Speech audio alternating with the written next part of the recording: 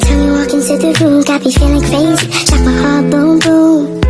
Any other boy would stare, but me, I look away, cause you're making me scared. Trying not to breathe, 1, 2, 3. Assalamualaikum warahmatullahi wabarakatuh. Kami dari kelompok 2 akan mempresentasikan perlawanan bangsa Sumatera Utara. Ya.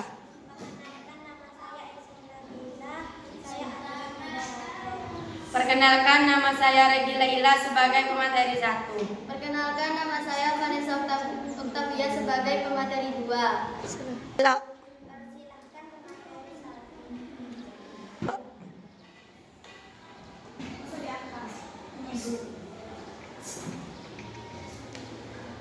Materi hari ini: 1. Masa kedatangan Belanda.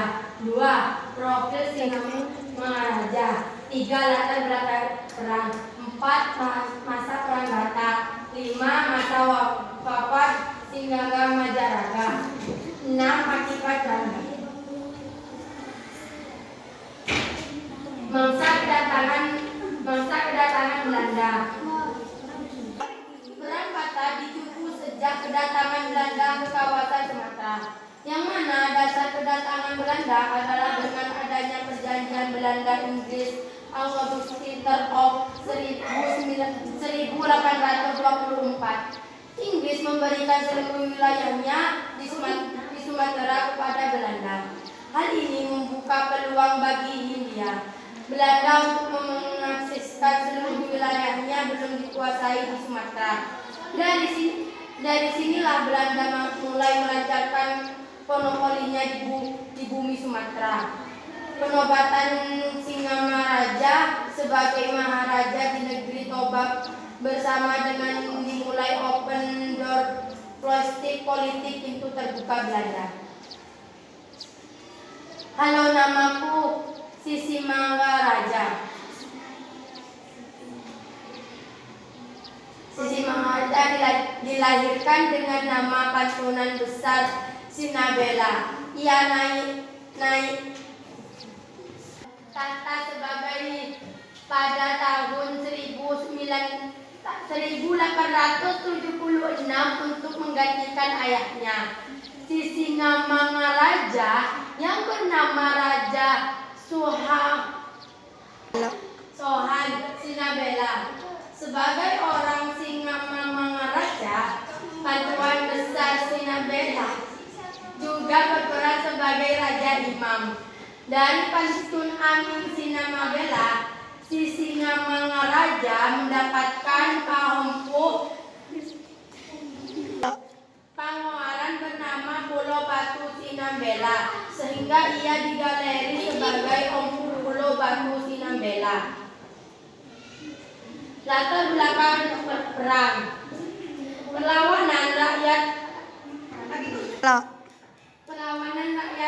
Tapanuli terhadap penjajahan Belanda VOC terjadi pada tahun 1878 sampai 1907. Sekitar tahun 1873 bangsa Belanda mulai memasuki daerah Tapanuli Utara dengan alasan memandangkan aktivitas pejuang-pejuang Fajri dan para pemimpin dari Aceh yang banyak melarikan diri ke daerah Tapanuli.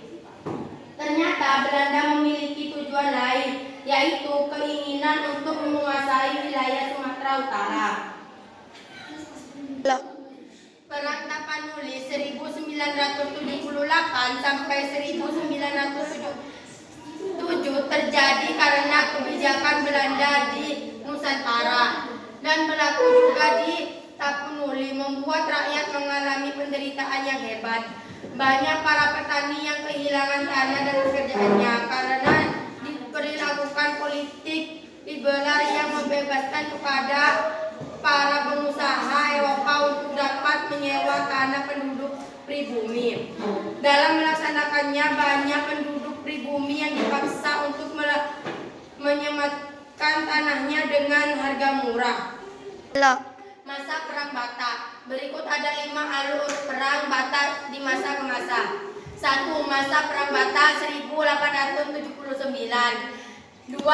Masa Perang Bata 1888. 3. Masa Perang Bata 1889. 4. Masa Perang Bata 1906. 5. Masa Perang Bata 1907.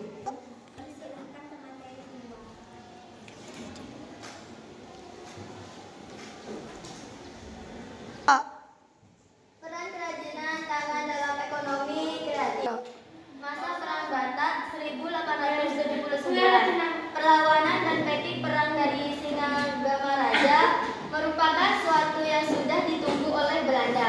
Hal tersebut memudahkan Belanda untuk beralasan bahwa kerajaan Bataklah yang membongkarkan perang terlebih dahulu.